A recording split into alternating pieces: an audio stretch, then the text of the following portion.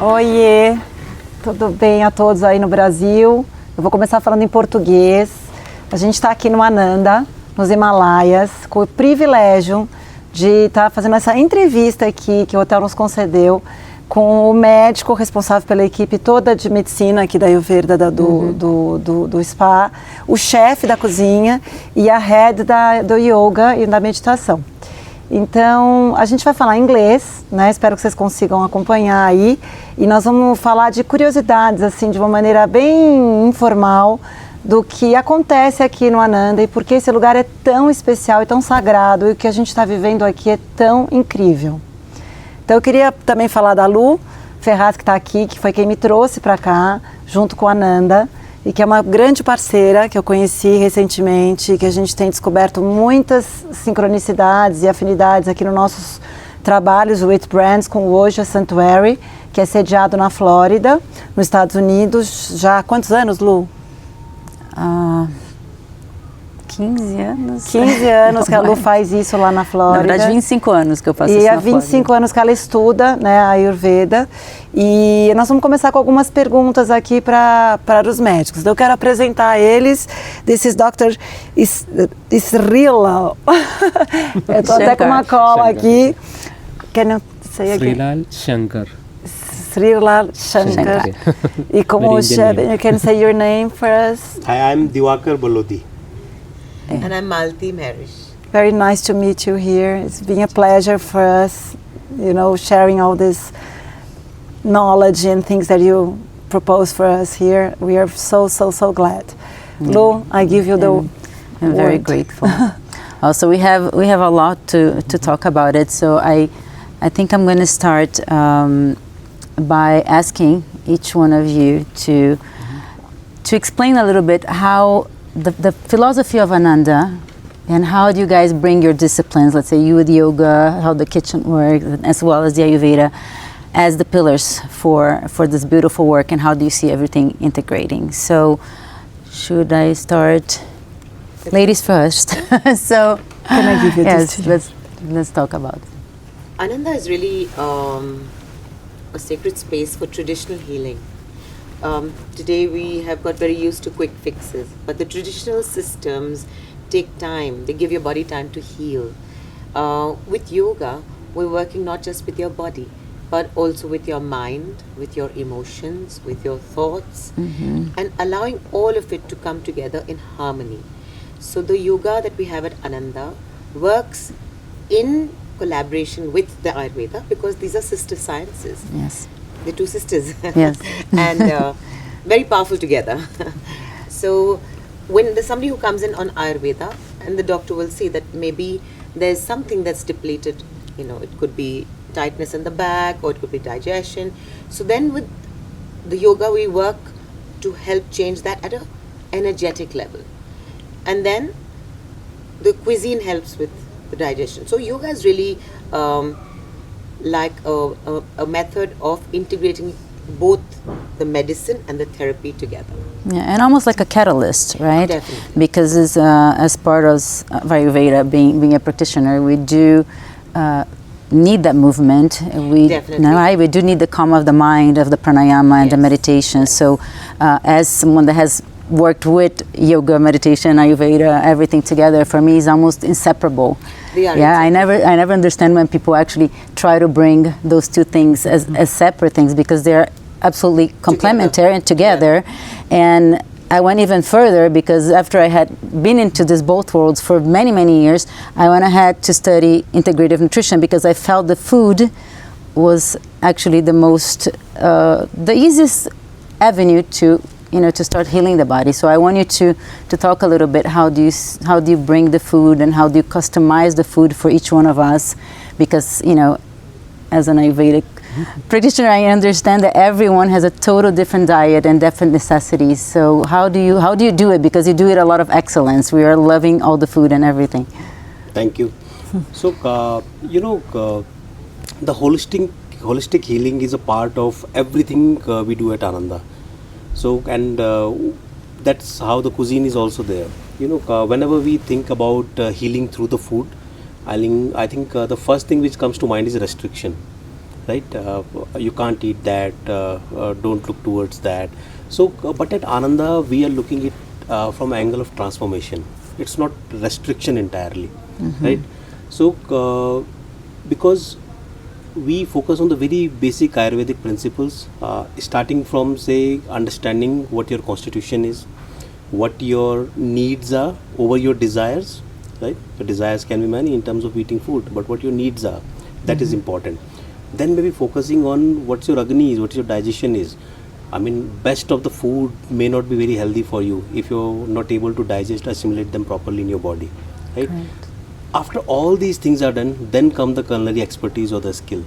So we take all these Ayurvedic principles which are written in our scriptures, and we apply those principles to the different cuisines of the world, because people are coming to us from different parts of the world. They had been exposed to different environments, they had been exposed to different cuisines. Maybe the geography, topography, habitat they are living in are different, right? So their needs are different, their genetic build is different, their experiences are different. So at Ananda, we customize a cuisine in a way that there is something for everyone to suit every palate, definitely within the holistic healing guidelines of Ayurveda. And That's great. most of your creations, let's say, you do stick to the Vedic texts or the principles of Ayurveda with the spices and the herbs and how things are digested to really help, the other professionals to make the transformation for each client here, each patient. Yes, that is the base principle of our cooking, I must say. And it's so interesting, it would be so interesting for you to know that how the recipes and menus are designed at Ananda. Yes. So it starts with a discussion with Ayurvedic doctor. I was about to say that. Yeah, It's very important to say that each one of us, we have a different diet during the time we spend here, and you are connected, Yes. the doctor department with the cuisine, so we don't have to think about anything. Today, for example, I had a special detox diet, and it's done for me, and I come here to the restaurant and everything is prepared to me. Yes, so to think of Ananda as a mass customization, where so many people are coming and staying with you on different wellness programs, and to be able to customize for each one of them, I mean, definitely there is a very strong process which is behind that, and a great skilled culinary team who is there, who are not only skilled in the culinary sciences, but to understand the basics of Ayurveda as well. And then it is all led by our Ayurvedic doctors. So as I said, being a chef, I would have never imagined that I would be working so closely with an Ayurvedic doctor. So that's what Ananda has given to me as well in terms of my skill set. Okay. This So is incredible. Beautiful. yes, so our cuisine is influenced by that. Speaking with the doctors, then like taking guidelines from them, then preparing certain menus. Those menus are tasted with our doctors, with us. We would try to identify people with those doshas and those conditions within our team. We will try to feed those menus to them. And once all the approvals are done, when we are satisfied, then those dishes come to our menus, come to our guests. That's amazing. And It's that amazing. happens, It's a wonderful experience, Yeah. and we feel so self-cared. How can I say Yeah, that? like nourished. Now, and yeah, cared nourished, yes. by That every everybody's single one of taking you. care of us. This is so special here in Ananda. Well, Thank exactly. you. If you are integrating these philosophies like the yoga and chef food, so what we say is that in Ayurveda, treatments can be delivered in three aspects. One we call the Aushadha, the medicines, treatments, massages, cleansing procedures and all. Second aspect is we call Ahara. Ahara means food, right? Food is not just what you eat, what you see, what you hear. The whole healing environment is a part of the healing process. So chef's job of giving the right nutrient. So food is, or during the treatment, is not a punishment, right? Like chef said, actually food is the one what you enjoys. We say anything which give you a satisfaction after having that food is the right food you needed at that time. Same food, maybe after 2 weeks, you may not appreciate it. Nothing changed, chef didn't change anything, but you don't need that nutrient. So every likes and dislikes gives a clue on which nutrient you need it. Number two, whether you can absorb that particular nutrient from that food or that particular preparation. soup can be different. When you add a salt, it will be different. Add a some maybe some coconut or something, it can be different because the nutrition is a collective thing. Okay, because if you see a pinch of salt can make a big difference in all things. It's a combination, right? So diet must be something unique for that person, and also it goes with the different levels of treatment. Like sometimes you're going for a deeper panchakarma cleansing procedures and all, the body has to change. Like when you do certain purging treatments and all, you have to give some light food, but may not be needed in some other condition. So it's very go hand in hand. We pass information to chef, this person is going this, we have to go for this. There are other people, sometimes when we deny a food, some people's emotion get triggered, right? Yes, that's so it. So That's we have it, because it's all that's about why it's all emotions, very yes. delicate. We understand why they need it. Like someone say, I'm used to coffee, and I say no. For example, the thing is sometimes they may not need it. That's the first part, but they might feel an emotion which is actually I'm denied, right? When you give it, they might feel another emotion. Oh, I'm needed. Number two, whether you can absorb that particular nutrient from that food or that particular preparation. Soup can be different. When you add a salt, it will be different. Add a some maybe some coconut or something, it can be different because the nutrition is a collective thing. Okay, because if you see a pinch of salt can make a big difference in all things. It's a combination, right? So diet must be something unique for that person, and also it goes with the different levels of treatment. Like sometimes you're going for a deeper panchakarma cleansing procedures and all, the body has to change. Like when you do certain purging treatments and all, you have to give some light food, but may not be needed in some other condition. So it's very go hand in hand. We pass information to chef, this person is going this, we have to go for this. There are other people, sometimes when we deny a food, some people's emotion get triggered, right? Yes, that's so it. So That's that's it, because it's all that's about why emotions, It's all very yes. delicate. We understand why they need it. Like someone say, I'm used to coffee, and I say no. For example, the thing is sometimes they may not need it. That's the first part, but they might feel an emotion which is actually I'm denied, right? When you give it, they might feel another emotion. Oh, I did something wrong for myself. Why I'm doing like that? I should not have done it, right? So they, even though they got the coffee, they go down go down in their own emotional perspective. Yes. So that's the second aspect. When it's the diet, and the treatment, diet, and third is the mind. Ahara, vihara. That's actually your physical and mental activities.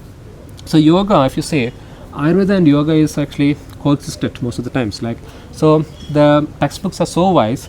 They put yoga only in one line, saying that it is good to get the moksha or the salvation.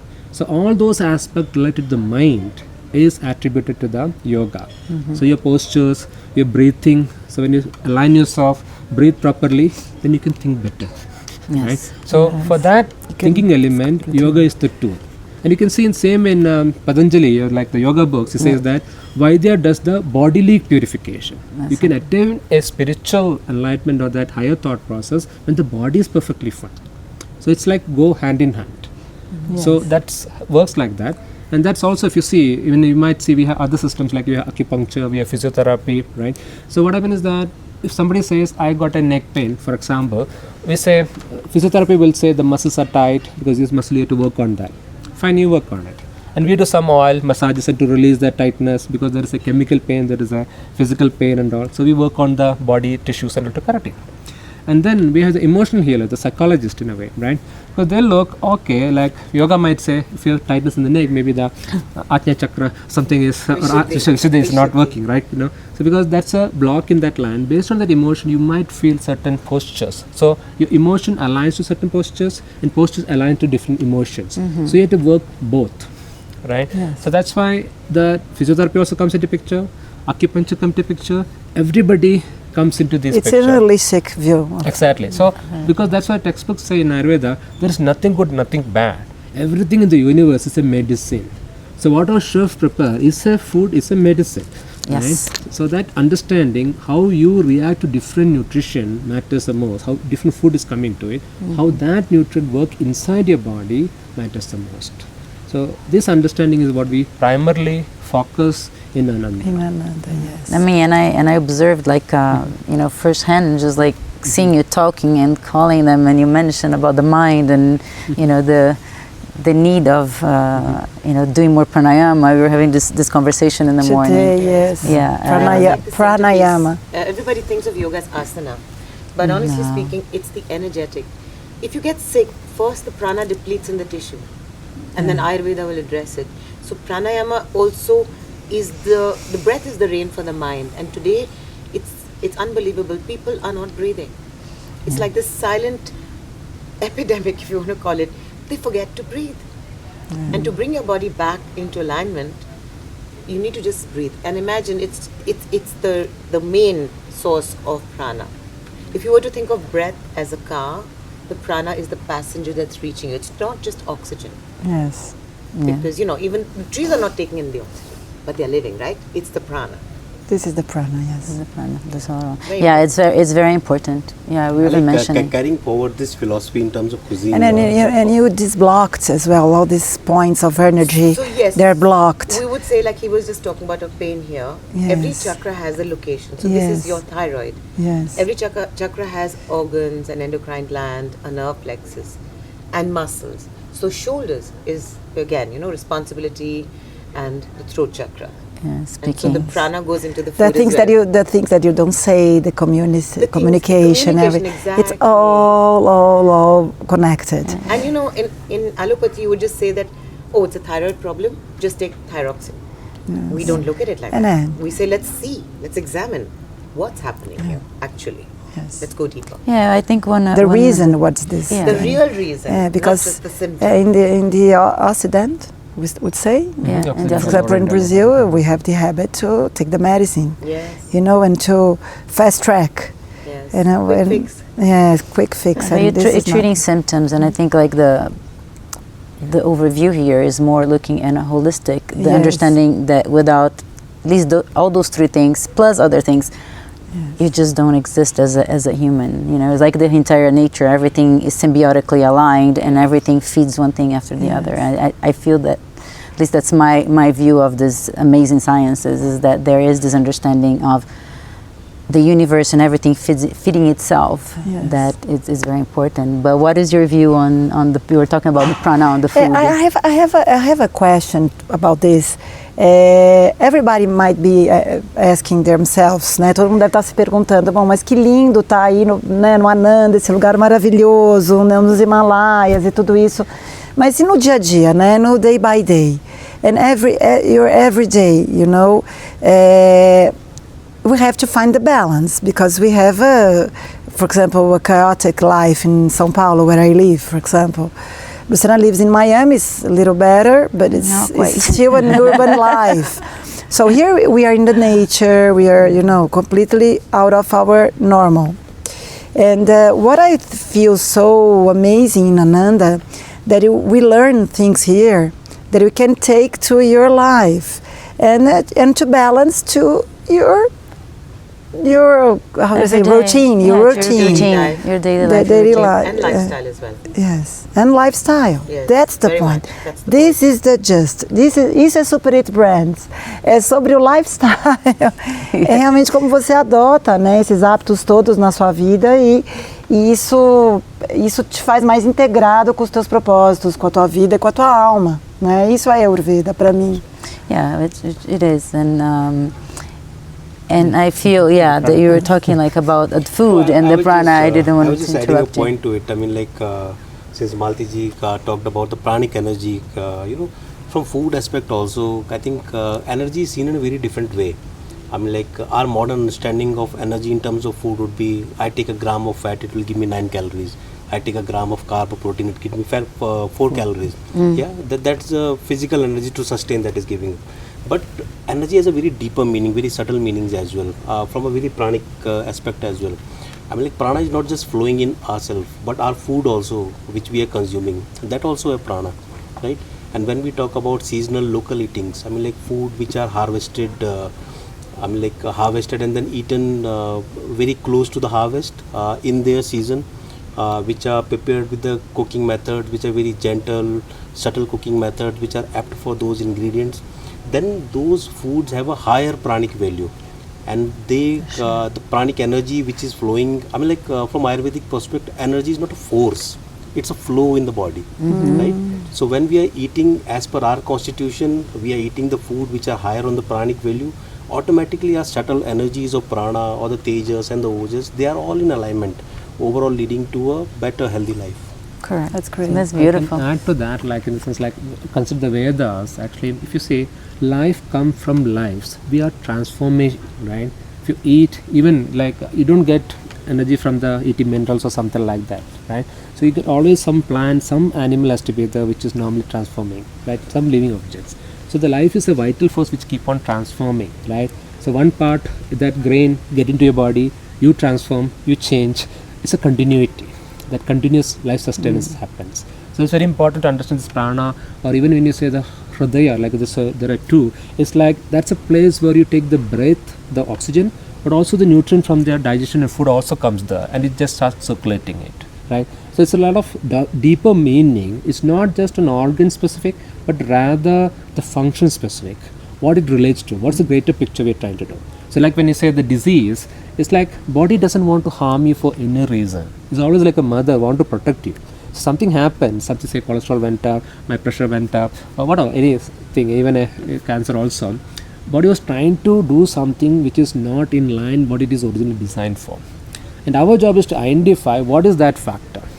For that we give the clues like your doshas, your understanding, your nature, your ethnicity.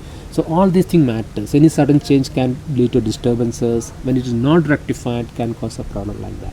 So it's like a journey to understand who you are, like different geography, topography, there are variations, what kind of job you do, and you need to understand that aspect, and then you to give that nutrient what your body needs it, and you align it. So this can be in treatment form, it can be the food, it can be not eating food, it can be certain thought process. So treatments are delivered at multiple directions, right? And all Great. at the end get you that health goal you needed.